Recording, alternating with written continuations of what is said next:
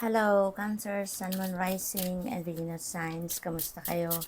Sana po ay nasa mabuti kayong kalagayan. Welcome back po sa Star Tarot. Kung bago kayo rito, welcome din kayo. Thank you sa inyong support. I truly appreciate it. God bless you all. Pauna mensahe ni Cancer ay number 8, false person, Cancer.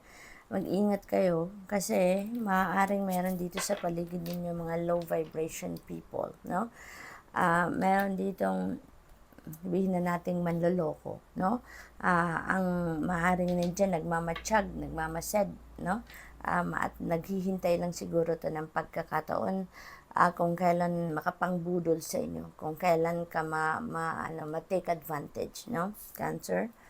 You are a water sign, you are very sensitive and very intuitive, kaya mapipick up nyo ang energy ng taong ito, no? Kung sino tong may balak na hindi maganda sa inyo, okay? So, makakaiwas pa kayo dyan. So, we have number 22, ayan, official person.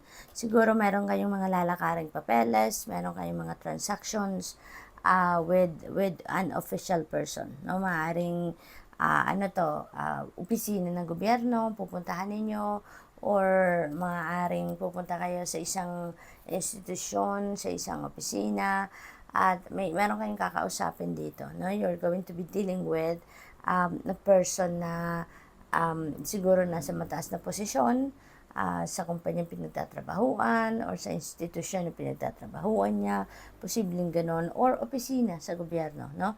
Yun ang meron kayong mga transactions sa ngayon. We have also number 22. Number 22 is a powerful number because that is a master number. So, I suggest to please look up for the meaning of master number 22 po for more guidance, Cancer, okay? We have number 10, journey. May biyahe kayo dito, Cancer, no? Lagi kayong may travel, no? Energy, Cancer. Parang lagi kayong on the road, lagi kayong nasa biyahe, no? Ngayon, meron na naman kayong napipintong pagbabiyahe. This could be an international travel dahil malayo-layo, marami-rami yung bitbit ninyo. So, it's either magtatagal kayo sa pupuntahan ninyo, or matagal yung biyahe. Now, this could be long distance na travel. Pwede rin naman na international travel, pwede rin na by land yung travel ninyo dahil meron tayong train. So, posibleng ganun ang ganap. We have number 33. Look at that. Mga master number nandito. Number 22, number 33 is also a master number. Kaya I suggest then, please look up for the meaning of master number 33 for more guidance po, Cancer. Okay? Meron kayong ipinag-aalala dito, maaaring kung ano man ang subject ng inyong pag-aalala dito, Cancer. Ito yun yung siguro itatransaction ninyo sa ngayon. 'Di ba? May mga pakikipag-usap kayo dito sa official person, so maybe yun ang bagay na ipinag-aalala ninyo. Ito yung concern ninyo, kaya siguro makikipag-usap kayo sa kanya, kung sino man to si official person, para maayos kung ano man itong concern ninyo, no? And it might require you to travel. Yung pagpunta dito kay official person might require you to travel. Posibleng ganun dyan ang sitwasyon. We have house.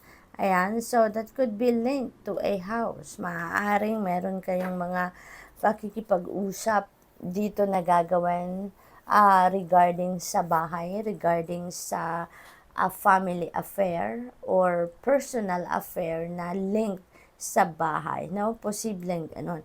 Siguro din, meron kayo ditong mga siguro bibili kayo ng bahay or magbibenta din kayo ng bahay. Posibleng ganun din ang ganap, at maaaring yun din yung isa pa sa sa pinag-aalala ninyo, Cancer. What else? We have number 32, despair. Ayan, so parang nawawalan kayo ng pag-asa dito. Siguro sumasakit na ang ulo ninyo dito regarding dito sa usaping bahay or usaping sitwasyon sa bahay, no? Maaari din ang iba sa inyo dito dahil may not hiring, posibleng ang sitwasyon dito, ang pinag-aalan ninyo pinag-aalala ninyo could be your source of income, could be trabaho, career, negosyo ninyo, at posible din na relationship ito. No? This would apply also to relationship. For some of you, siguro meron kayong issue sa inyong relationship or issue ninyo dito sa pera. No? So, maaaring ganon. But, wag kayong mag-alala, Cancer, kasi alalahanin na lang ninyo na walang problema na hindi nasusolusyonan. Okay? Hindi tayo binibigyan ng challenges or obstacles or problema sa buhay na hindi natin kayang i-handle. Kaya, remain to be optimistic. Okay? And focus on the positive aspect only of your situation. Kasi, pasasaan ba at may isip mo din yung solusyon sa problema, pasasaan ba at mahahanap mo din yung solusyon sa inyong mga pinoproblema sa ngayon. Okay? So, lagi lang tayong mag-focus sa kung anong positibo, sa kung ano ang maganda. Alright? Because alam mo naman na yung law of attraction is always at play. Okay? So, kung ano yung naiisip natin, ano yung laman ng isip at damdamin natin, yun ang energy na na-attract natin towards us. Kaya lagi lang tayong nandun dapat sa kung ano ang positibo. Okay? So, Cancer, that's all I have for you for today. Thank you for watching. Love and light. Namaste. Hello, Scorpio, Sun, Moon, Rising, and Venus signs. Kamusta kayo? Sana po nasa mabuti kayong kalagayan. Welcome back po sa Star Tarot. Kung bago kayo rito, welcome din kayo. Thank you sa inyong support. I truly appreciate it. God bless you all. Scorpio, na mensahe po ninyo ay 8. False person, Scorpio. Lumabas din ito sa Cancer.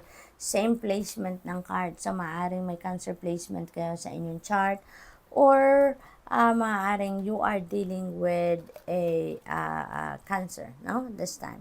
So, false person, mag-iingat kayo. This is a warning for you, Scorpio, to be careful with your dealings with other people at this time. Okay? Mag-iingat kayo. Baka mayroong mga tao sa paligid ninyo na mga manloloko, mambubudol, scammer, cheater, liar, mga ganon, ano? Mga nagpapanggap na genuine sa inyo, nagpapanggap na mabait, nagpapanggap na loyal sa inyo, pero naku pala, no? May hidden agenda pala ang taong yan. So, mag-iingat kayo, don't share any valuables sa mga tao muna sa paligid niyo, lalo-lalo na mga ideas ninyo, dreams ninyo, wag muna kasi you don't know kung sino yung mapagkakatiwalaan, sino ang hindi. Okay? What else? We have 19, coffin. Ayan. So, coffin is a ending and beginning energy. Kapag may nagtatapos, 'di ba? Mayroong magsisimula. Kaya ganito ang sitwasyon sa buhay ninyo.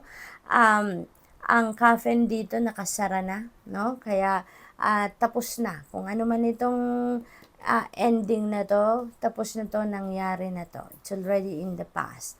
Maaring recent past, no? Pwedeng ganon, yung kakatapos mo pa lang, natuldo ka ng kung ano man ang sitwasyon na to. So, posibleng ganon. So, let's see, ano ba mga kasama nito? Wow, we have sudden wealth. So, parang breakthrough ang na-pick up ko agad dito, Scorpio. This is a breakthrough, no? Posible na in the past, na-scam kayo, naloko kayo. So, maaaring tapos na ang sitwasyon na yon. Nalampasan nyo na ang sitwasyon na to. At ngayon, may breakthrough kayo, no? So, maaaring merong nakuhang pera dito sa inyo na hindi na naibalik. And ngayon, breakthrough has come. Mapapalitan na kung ano man ang nangyaring yon. Mapapalitan na. Magkakaroon na kayo ng windfall of money. Merong parating na pera sa inyo. And yung sudden wealth na to could come from different sources. Maaring pamana to. Maaring coming from property, sale of property, maaring ganon.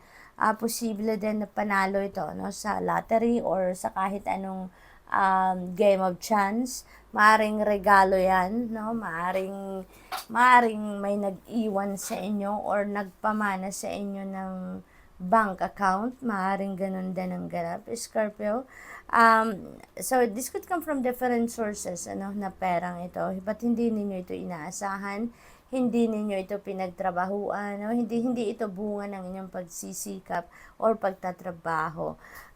This is also a number 11, which is a master number that is very spiritual number and very powerful number. So I suggest po, please look up for the meaning of master number 11 for more guidance po. At meron another synchronicity dito, Scorpio. We have angel number 777. Lucky number po ang 7, ano? Kaya triple ang energy ng 7. So sobrang swerte ninyo ngayon sa pera. So, please, I suggest also please look up for the meaning of angel number 777 for more guidance. Okay? We have number 13, wealthy man. Wow. So, maaaring yung sudden wealth na to will be coming from a wealthy man. This could be anyone, no? Sa buhay ninyo. Maaaring kamag-anak ninyo to, asawa ninyo, manliligaw ninyo, boyfriend ninyo, boss ninyo.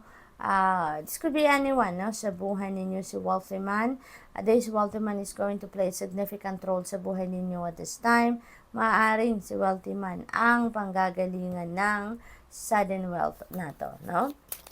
This could also be offer. Maaring si wealthy man ay mag-o-offer sa inyo ng trabaho, mag-o-offer ng pagkakapirahan, another money path, mga something like that, no? Message of concern, may inaalala kayo, may wino-worry kayo dito. So that could be related to money pa rin, no? Siguro sobrang daming pera ito kaya hindi ninyo ngayon sukat maisip kung paano ninyo i-manage ang pera, saan ninyo ilalagay ang pera, 'di ba? Saan ninyo ilalagak ang pera. So, that could be anything, no? Yung message of concern ito yung matatanggap ninyong sulat, no? That may be coming from this wealthy man as well, na mag-worry kayo about it. Okay? So, depende sa inyong sitwasyon, iba-iba tayo ng sitwasyon, no? Maaring mag-resonate din yan sa iba sa inyo, maaring hindi, kasi this is a general reading. So, final messages ni Scorpio, we have angel number 1011, take action. Ayan. So, there's hope, there's new beginning dito, fresh start na naghihintay sa inyo. That, definitely, no, kasi meron tayong caffeine energy, so definitely merong magtatapos dito or merong nagtapos na. And of course, you are welcoming newness, you are welcoming a fresh start sa buhay ninyo dito sa that is really beautiful. So, there is a situation dito that is calling you to take action, move forward. Okay? Kailangan na ninyo dito na mag-take ng action. This is something na kailangan na ninyong pagtuunan ng pansin, kailangan na ninyo dito na gumalaw, kailangan na ninyo na magsimulang pagtrabahuan kung ano man ito, no? The sooner you get going, the sooner you will accomplish what you set out to do, okay? Kaya, yung patience ninyo will eventually reap the rewards of their perseverance, no? Lagi-lagi, diba?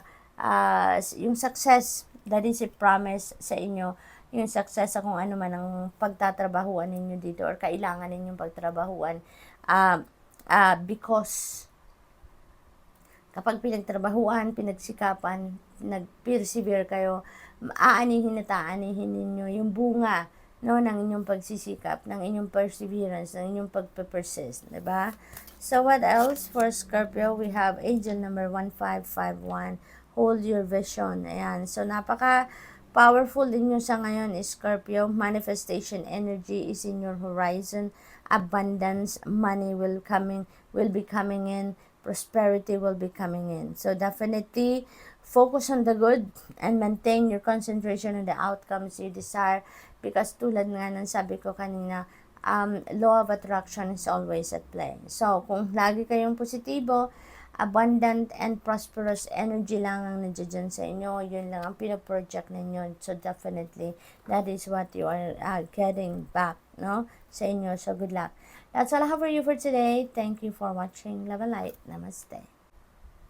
Hello Pisces, Sun, Moon, Rising, and Venus signs. Kamusta kayo? Sana po nasa mabuti kayong kalagayan. Welcome back po sa Star Tarot. Kung bago kayo rito, welcome din kayo. Thank you sa inyong support. I truly appreciate it. God bless you all. Pisces, po na mensahe ninyo ay 8. Number 8, false person. No? Parang present si false person sa tatlong water signs, no? Cancer, Scorpio, Pisces. So, mag-iingat po kayo, water signs sa ngayon. Use your psychic abilities para ma-figure out ninyo kung sino tong false person na to, para ma-detect ninyo kung sino tong false person na to, no, na nandyan sa inyong paligid. Pisces, there could be a low vibration people around you dito around this time, so please pay attention to that.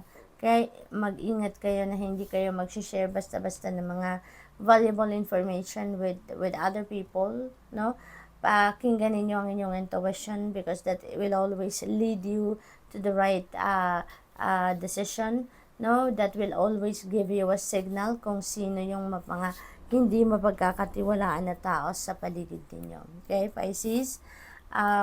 What else? We have courtship. Ayan. So, maaaring si false person could be yung nanliligaw sa inyo, or 'di ba? Or nililigawan ninyo, or dinidate ninyo. Posibleng ganon. Pero, posible naman na hindi. Depende sa inyong sitwasyon, Pisces. Okay? Kaya nga, use your own judgment and discernment on that. And of course, use your intuition.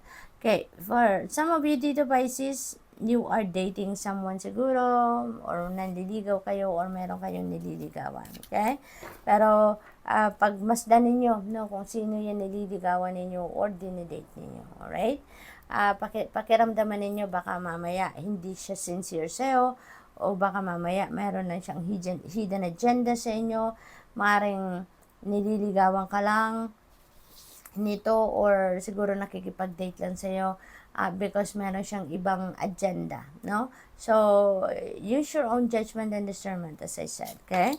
So, we have number 33, concern. Number 33 is a master number. Please look up for the meaning of master number 33 for more guidance po, okay? So, si concern energy dito, Pisces, may nalaglag, sandali lang po. Bakit lumilipad, no, ang energies ninyo? Sandali lang, gusto nang lumabas ito eh. Ayan, look at that.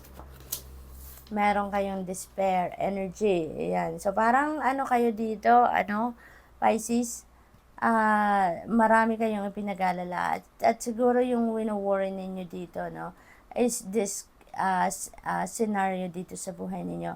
Maring related ito sa trabaho, sa source of income ninyo, kasi meron tayong not hiring. So, maybe apektado dito, no? Or maybe ang ugat ng despair na nararamdaman ninyo is siguro kawalang trabaho, kawalang source of income, maaring merong nangyari sa trabaho na, alam mo yun, napaghihinaan kayo ng loob, maaring ganon. Siguro may restructuring na nangyari, maaring it has a direct effect on you. Siguro nabawasan ng oras ng trabaho, or na-lay off kayo, or maagang natapos yung kontrata, no, na-terminate ang kontrata. Posibleng ganon at hindi ninyo ito napaghandaan. So, it could be possible, no, for some of you, but of course, this is not going to resonate with everyone. Just take as it resonates, okay? Pero, don't despair, Pisces. Alalahanin po ninyo na laging habang may buhay may pag-asa, 'di ba? Kung may mga problema man tayo, even in the darkest circumstances, 'di ba? Lagi at laging merong positive aspect diyan sa nangyayari. Laging merong magandang epekto 'yan in the end. At laging may silver lining. Okay? So, dun tayo humugot ng inspirasyon, motivation sa silver lining ng ating sitwasyon. Okay, Pisces? Tignan natin na yung ano na to, yung despair energy na to is kailangan nang i-manage ninyo, transmute it, no, into positive energy as much as possible, para nang sa gayon mas yung positibong pangyayari na sitwasyon, pakiramdam, no, ang ma-attract ninyo towards you. Okay, Pisces? So, hayaan na ninyo yan, na-despair na yan, and focus tayo doon sa kung ano ang posibleng magagawa natin para masolusyonan ang problema ninyo sa ngayon, or kung ano man ang dahilan ng despair na yan. Okay? Keep your positive mindset. No? Positive mindset tayo lagi. kahit mayroong mga problemang pinagdadaanan. Dahil pasasaan ba at yung mga problema na yan ay masusolusyonan nyo din, pasasaan ba at yung problema na yan will improve. Mahahanapan nyo din yan ng lusot, okay? What else? We have number 17. Look at that. This could be the breakthrough that you are waiting for. Maring yung regalong ito yung papawi ng concern ninyo, yung ng despair ninyo. Because yung gift na to could be material gift. Maaaring isang mahalagang bagay, precious na bagay yan, na ibibigay sa inyo. This could be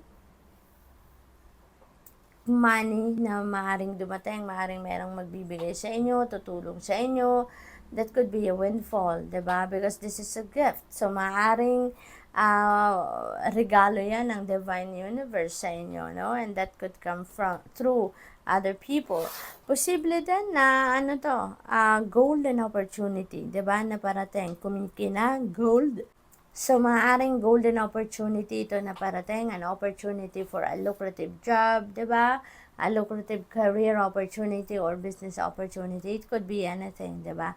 But definitely, this is parang life-changing, no? Ang napipick up ko dyan. So, good luck, Pisces.